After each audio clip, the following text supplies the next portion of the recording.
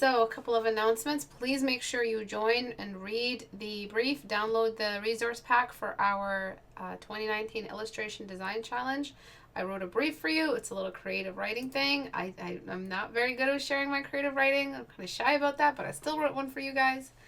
Sorry, I had a bunch of ice cream I shouldn't have had. Right before class, I'm just a little bit burpy. So make sure you guys are reading through that. Make sure you get all of the rules and the deadlines down, and you understand how much time you can spend for each stage of the creation process. The due date will be the June 20th, 5 p.m. Eastern time for the Thursday meet. From the 21st to the 1st, or maybe the 4th, I will have off. So I'll be taking some time off in the summer.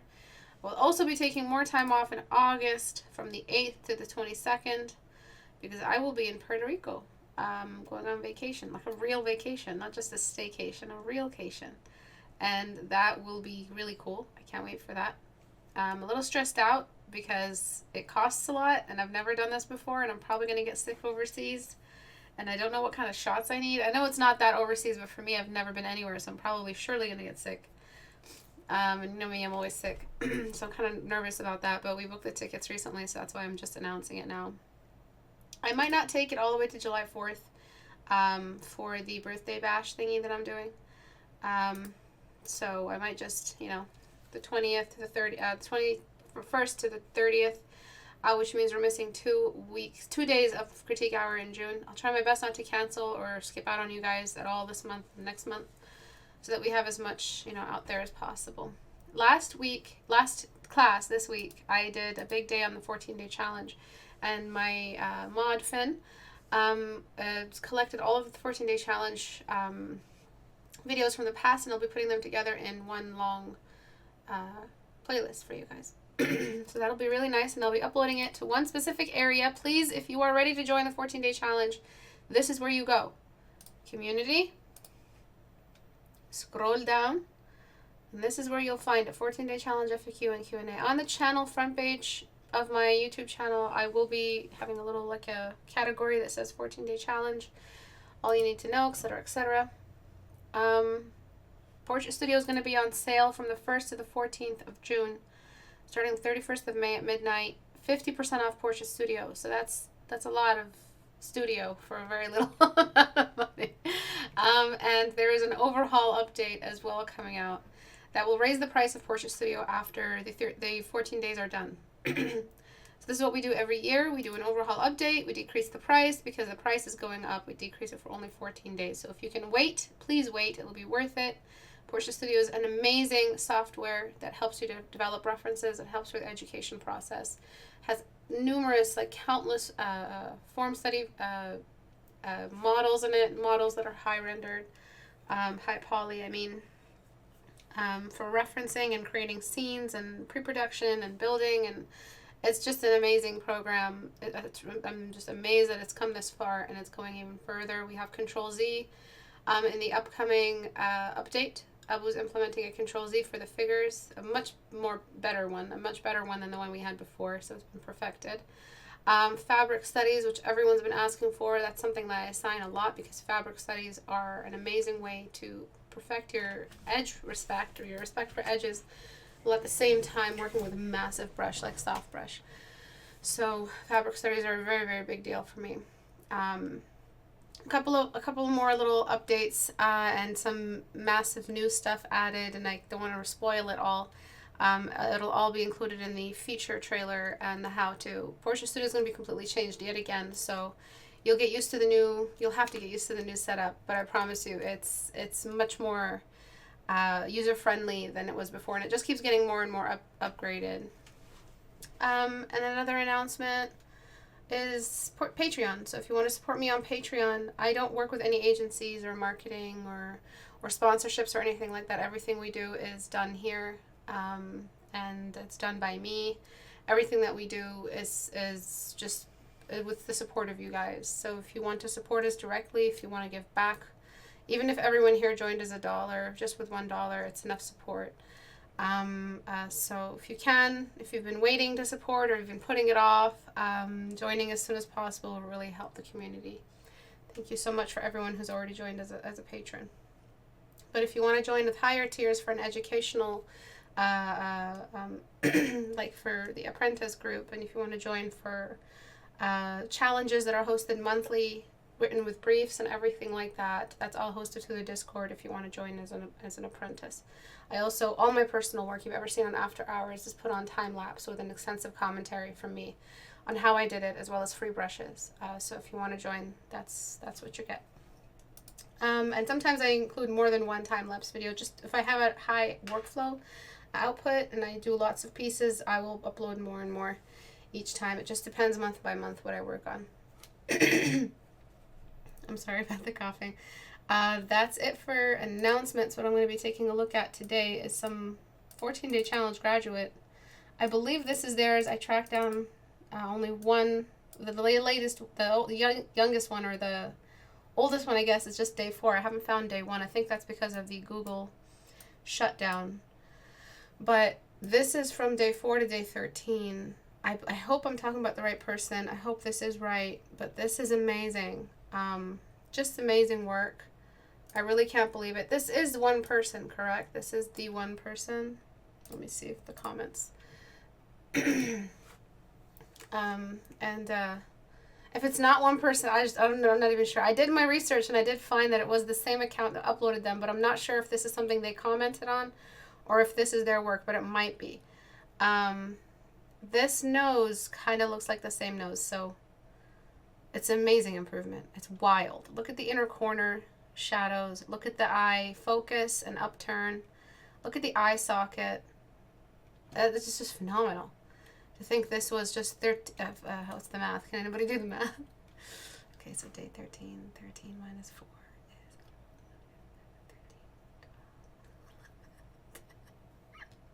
is 9 attempts after.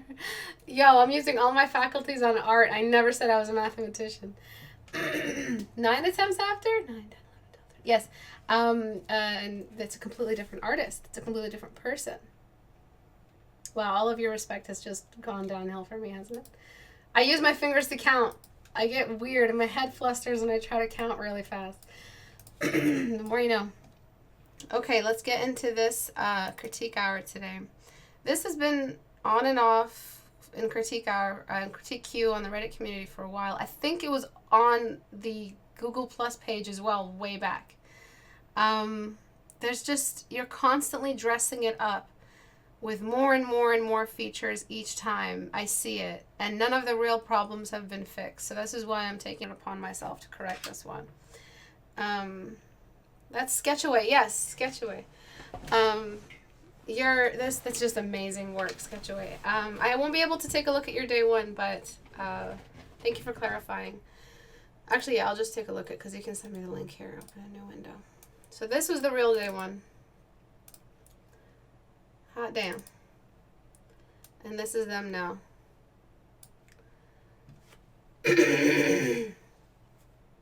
Wow. This is just amazing. I need a mute button for the cough. I'm so sorry. It just reminded me of Frasier when Frasier was looking for his cough button. And the whole time it turned out it was the echo button. So he thought he was muting himself when he coughed, but really it was an echo. Anyway, I'm just a little bit in the clouds today. I'm sorry. I'm on a lot of NyQuil because I had a cold. Okay. So the big problems that you have here is that you're not separating spaces. You're throwing in a bunch of blur hoping that it creates depth. Blur is one aspect of depth. There are many aspects of depth, and they are as follows. Please write these notes down. I've covered this before. I'm repeating it because that's the nature of teaching. You repeat until everybody hears you. So you have 2 triangles, one beside the other. You're trying to show that they are. Actually, I already have this diagram prepared. And you're trying to show that one triangle is further up back than the other one. And these are the ways to do it. So this is a really, really old screenshot I took from one of my students. And I describe them as follows. So they are one triangle beside the other. There is no depth at all. They are the same size. They are on the same horizon line. One way to make it so that one triangle is behind the other is to overlap. One triangle becomes in front of the other one. Okay? Another is doing the overlap, but raising it up along the horizon line. So objects that are on a sphere, let's just draw the Earth. Oops.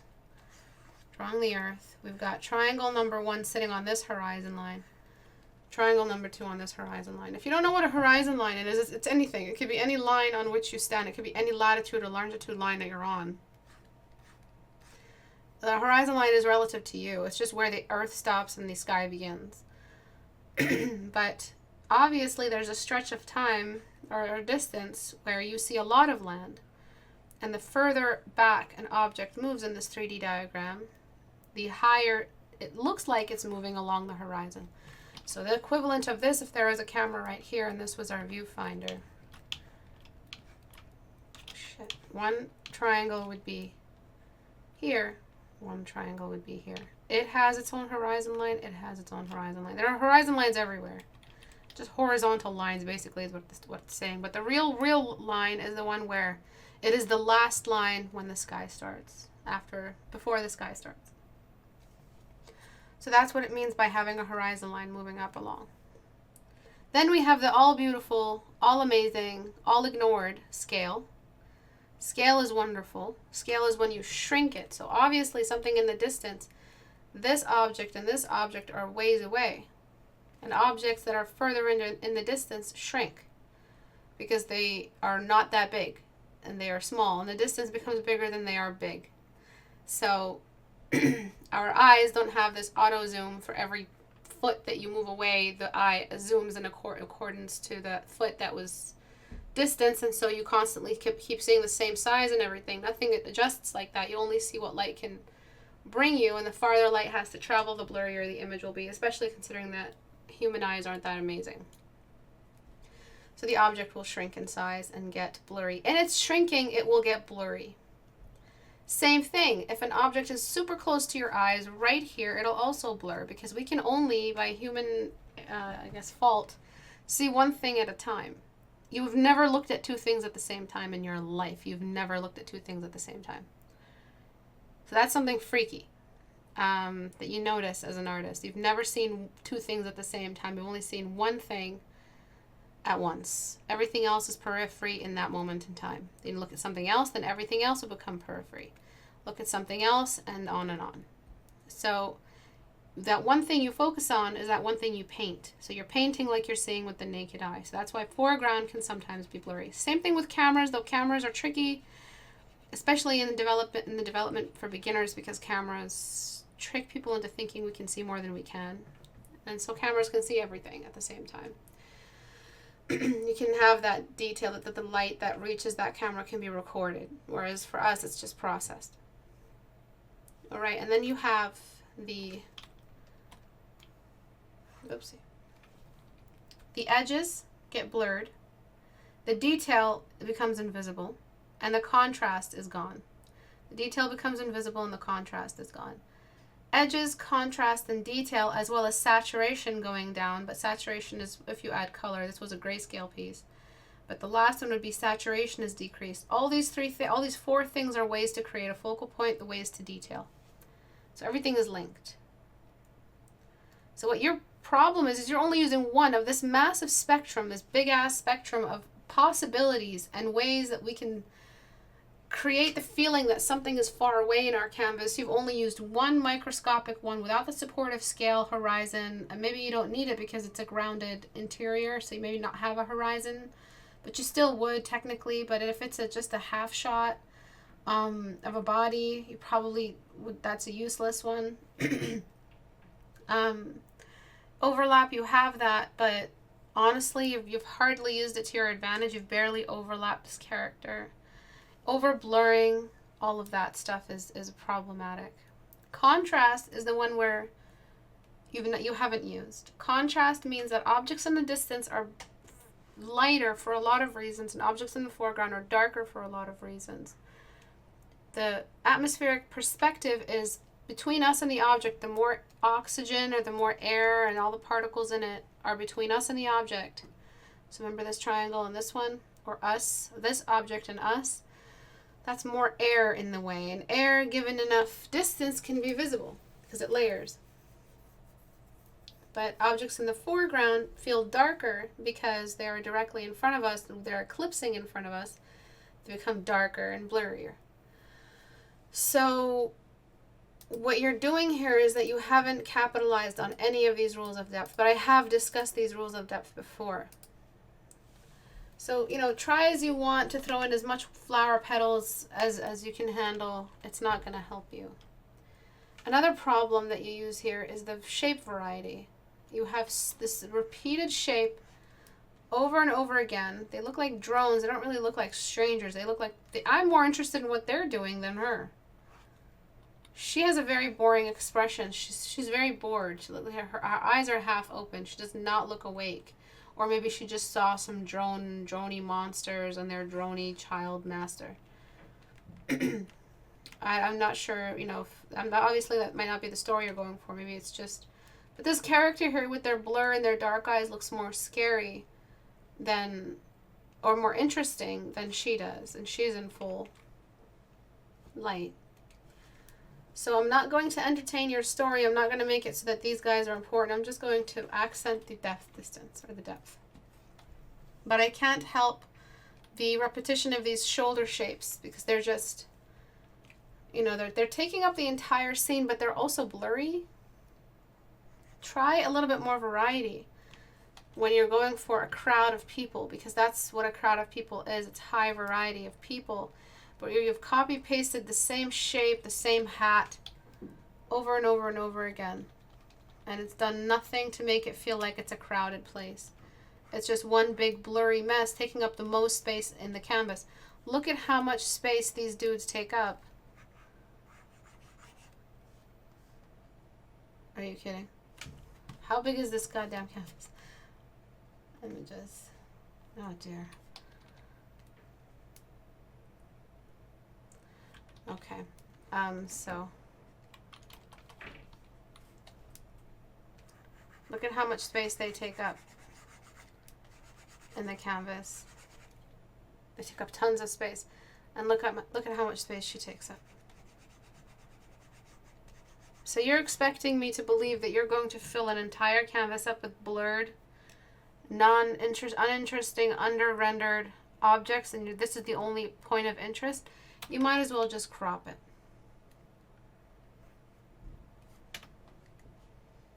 Okay, and that would have been a better description of her being in a bus stop or a train station or a busy market.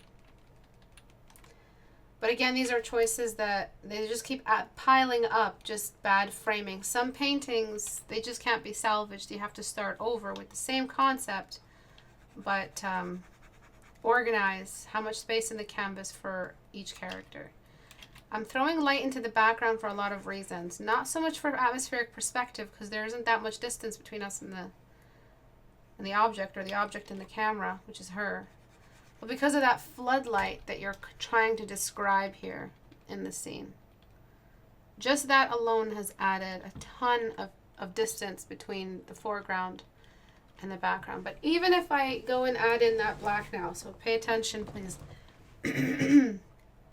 Even if I add that in, which is, sorry, not the black background, the black backdrop, the drop over the foreground.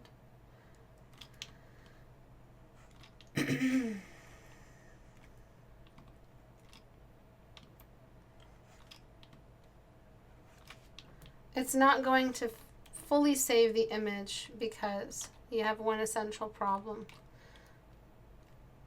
which is that oversized foreground object that you keep repeating, that copy-pasted object. So I'm blurring that darkness, and I'm decreasing. So the way you blurred them is at this darkness level. Not all of these guys need to be this blurred. You've blurred them all like they're in the foreground as much as she is, like they're right in front of the camera. So this makes sense now, but it's just bad. It's bad filming. Because why would you ask all the extras that you hired to be extras on this train station or market to stand directly in front of the camera? Unless it's extremely dense and very packed and high traffic, you really wouldn't have this many people in front of the camera. You'd have a little bit more sparse distribution between the people in the scene. You'd also have a lot more variety in shapes and types of people in the scene. Skinny people, tall people, crouching people, old people, fat people. Okay, so where you were before, everything was of equal contrast, even though they are of different depth levels. She's far away. And everything was of equal blur in the foreground. So complete and total misuse of the fundamentals. You could have kept saturating. You could have changed the decrease. You could have increased and decreased the size of the petals. You could have thrown in some glitter. You could have thrown in a samurai sword somewhere where there would not have helped. The essential reason why your painting was failing was because you weren't following the fundamental rules of depth in your painting. There was no space in your painting within which these objects exist. So there was no z-axis, there was no distance, there was no space. Therefore, if there's no z-axis, there's no horizon. If there's no horizon, there's no scale change. There's minimal overlap in this case. And you've ended off like this fear of overlap has led to something as microscopic as this.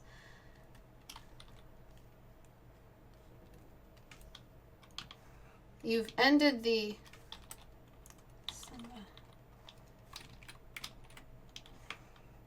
window right at the edge of her. I'm not sure if you've noticed that. She does not overlap the window at all. It's right beside her. That tangent that you created is just a typical sign of a fearful artist. Why didn't you just throw it halfway in front of her? You would have had a beautiful bloom. You would have had a better silhouette coming off of her. And maybe even some rim light. And you would have completed the storytelling like she's the good guy.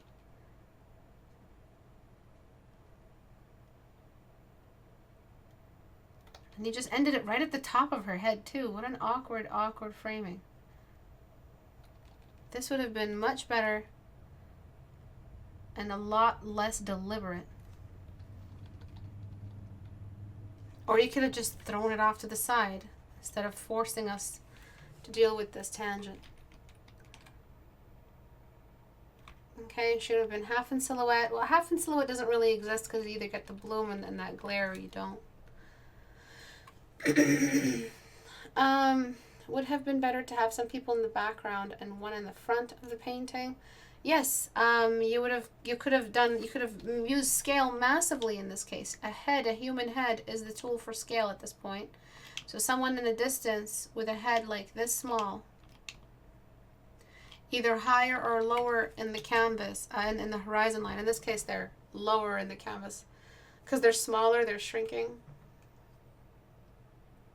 When we say higher on the horizon line, we're really talking about where you are in relevance to the horizon line.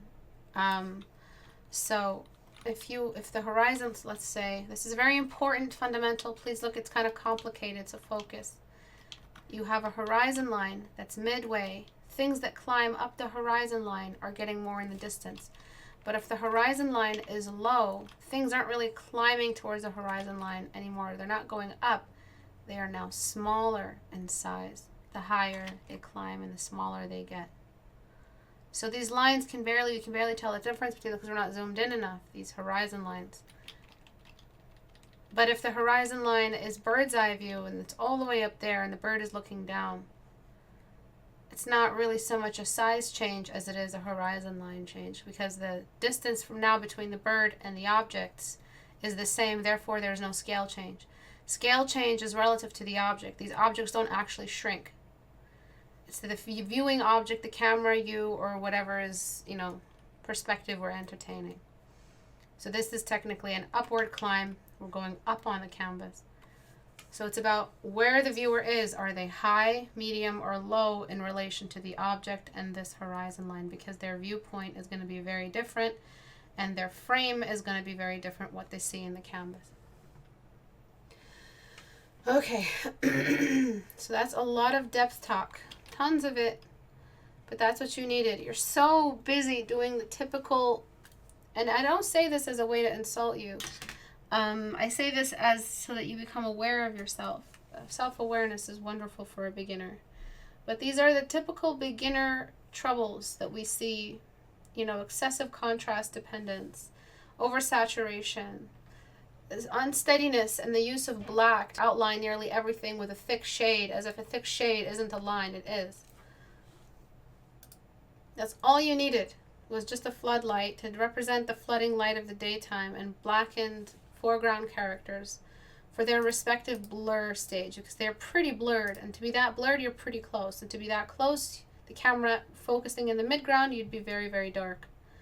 And these are the rules. Objects in the foreground have higher contrast, are blurred. If they are blurred, they aren't really, or if they're eclipsing in front of the light source, they are black or blackish.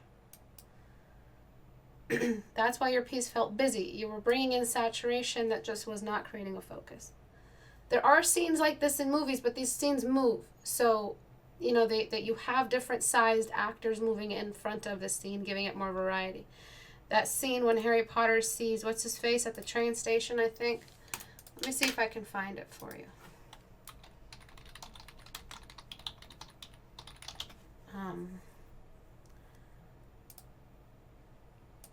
Calvin Klein Voldemort commercial.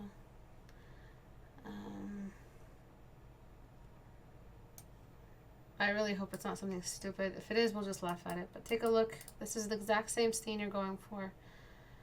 Floodlight, midday, objects in the background flooded, objects in the foreground. And then we have different size characters moving in and out. Darker objects in the foreground.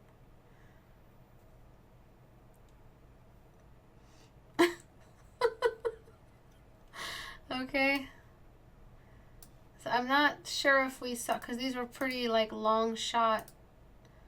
So this was basically Voldemort is her in this scene.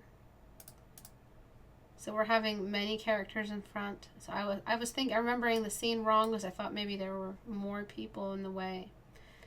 We do have a couple of changes like this. But the blur here is pretty obvious. There's a lot of blur. Lots of floodlight, darker character.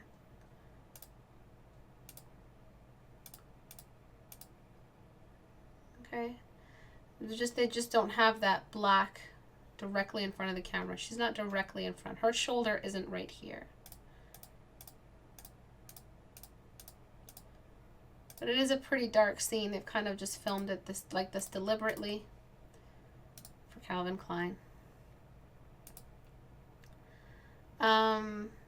Don't fear overlapping objects, but allow them to overlap in order to create depth and to balance composition. Any questions at all? Breaking news, student breaks Istebrak's computer.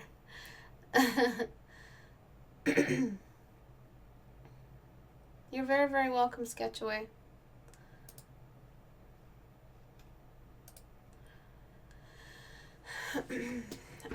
Yeah, if she is that far in the background, I'd say she does need to be shorter, but really all you can do at this point after applying these corrections is keep them this close to the camera, but give us a bit more of a believable closeness to the camera. So this would be the hat, this would be the neckline, or maybe the neckline is way past, and this would be the shoulder.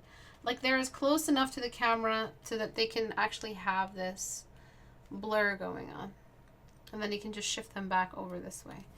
That long shot where we can see the shoulder all the way down to the hip does not warrant this kind of blur. He would be a little bit less black than objects directly in the foreground, which we would say are pure black. So we would give them a larger size, much larger, and more black. So now we've created stages of distance: direct foreground, near foreground, middle ground, and background. Background, middle ground. I feel like I'm saying those wrong. What do I have to do to get my 14-day critique? I don't critique every 14-day challenge. private tutoring is the only way you get a direct critique from me for all 14 days. So things are completely above the horizon, descend toward it. What do you mean, descend toward it? The object is moving? Should she be higher than the people with the hats, or is it to do with height? It has nothing to do with height. Remember, it has to do with the viewer. Are they middle? Are they high or are they low? Are they worms or are they birds? Is it bird's eye or worm's eye? So if it's a low camera, the camera's on the ground, looking at the object. Objects in the distance shorten, lower along the horizon line. Not lower along the canvas, but they do go towards the end of wherever the floor stops, they shrink towards the floor. Yeah, the last day, as well as all 14 days to have a sure critique, you sign up for private tutoring. The community also gives you a critique. I don't critique every single 14-day challenge submission, just if the topic of the day is for that. No, not usually. No. So one thing that I recommend you start working on immediately is a reintroduction of foot traffic, different sizes of people. Stop trying to tell a story because she is in the middle center, right in the front of the stage. We're curious about her. Who is she? Is she a monster? Is she a demon? So push this child out of the way. Do a couple more smaller heads here and there. People just busy with their business.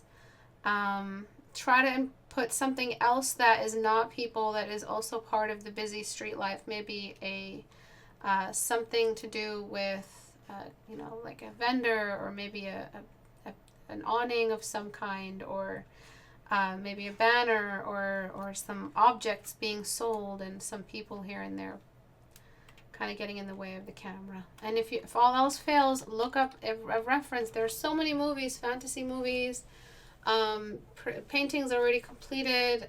You can set it up on Portrait Studio as well, different sizes, and see how those sizes affect each other. Let's actually do that right now. So what I'm going to do is just set up really, really basic shapes, choose a camera, and I'm just going to show you what it means to have things grow along the horizon or to shrink along the horizon. But do your 14-day challenge. 14-day challenge isn't about the glory of your critique. 14-day challenge is about making as many mistakes as possible after feedback, for feedback, with feedback. It's about getting rid of your mistakes in a regimented 14 days of discipline. It's not about glory. Glory should be the first thing that you leave. And I'm not saying that you have glory, but a lot of people want my critique because they'll improve or they get better. But the things I mention are things that are recorded and uploaded, so you can watch the recording and take a look at that and apply it to yourself, or things that other people will have noticed as well. So primary models, secondary models, basic. So we are going to make this object here the main object. I might have to have Abu come help me. Okay, and this object will get the most light. I'm going to shift the camera to be low. I'm going to take this object here and move it towards the foreground. It increases in size significantly. I'm also going to lower it along the horizon line. So I'm going to zoom out and just see whether or not these guys are on the same ground. Before I fix the camera, I'm just going to throw in a bunch of shapes first. Okay. And this shape will be a little bit longer.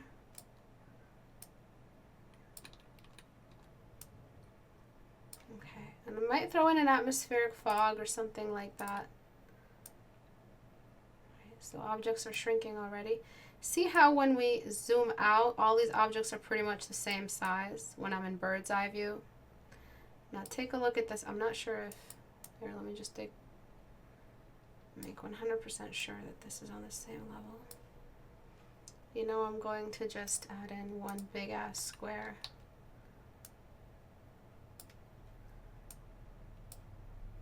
And that's going to work as the floor. Oopsie.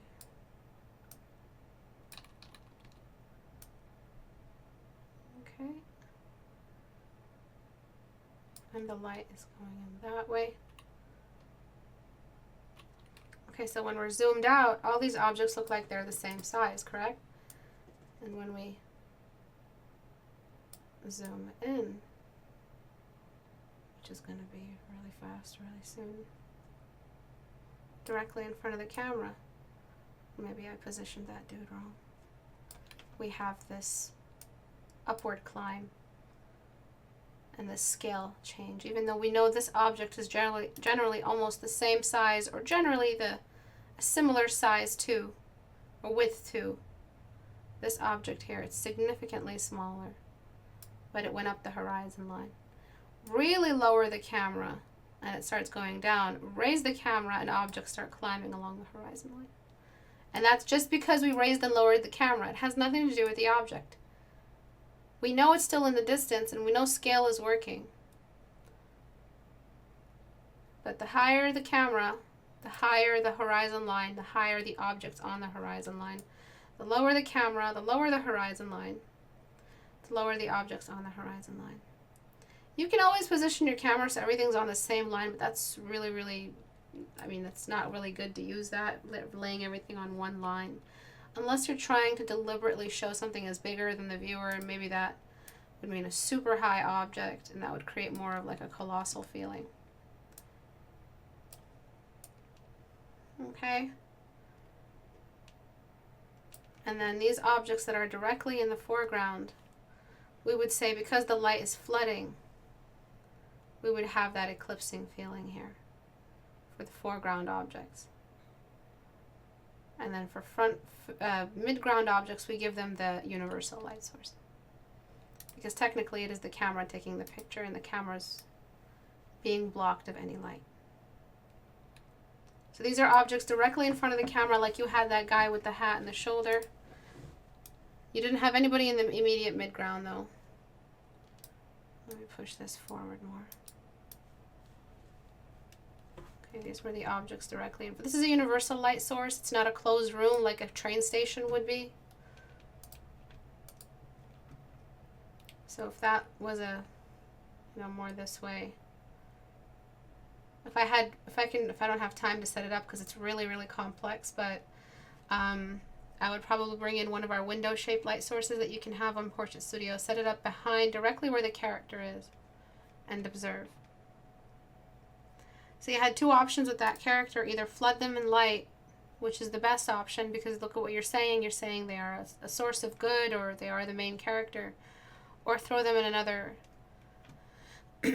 silhouette. Because this is a no man's land value that you're using for that window. That means this is where the light source is coming from. On the other side of the building, the sun is that way, which should be eclipsing her. If the sun was above through a glass window or from the top of a street, what is this wall? It should be all white. And then if it is all white, then you have a better, more open space to throw in some little kiosks or little awnings or some window detail or street detail. You can never pull an illustration like this off without thorough experimentation and depth knowledge and research. So this was the problem you were having, is that you were applying this, well, the camera blur, we can probably apply it, but you were applying this blur here. Let's try the depth of field on objects that weren't that far away. And you weren't understanding what it means to have a high-low camera. She should be much smaller, much shorter in the distance, because she also seems like she's close to the canvas, which is why it's so iffy to leave her flooded and not eclipsing the light directly behind her. We're breaking a rule by throwing the floodlight in front of her. We're doing that deliberately for the sake of storytelling.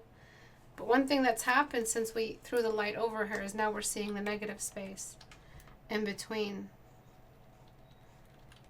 these objects. So we have this whole space here, which is actually adding a lot of detail. These little points, all this little stuff is adding detail.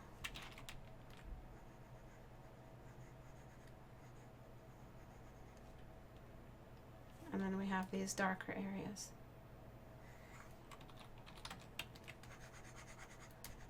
There are negative space, but we're just using that. Do you see that? Now we have this cool little detail-inducing shape. And then from a distance, you'd kind of wonder what is going on. Some simple relief here of some floodlight. Maybe the shape of this guy would have done a lot. Oops.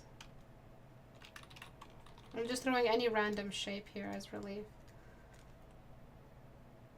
And then maybe another hat directly in front.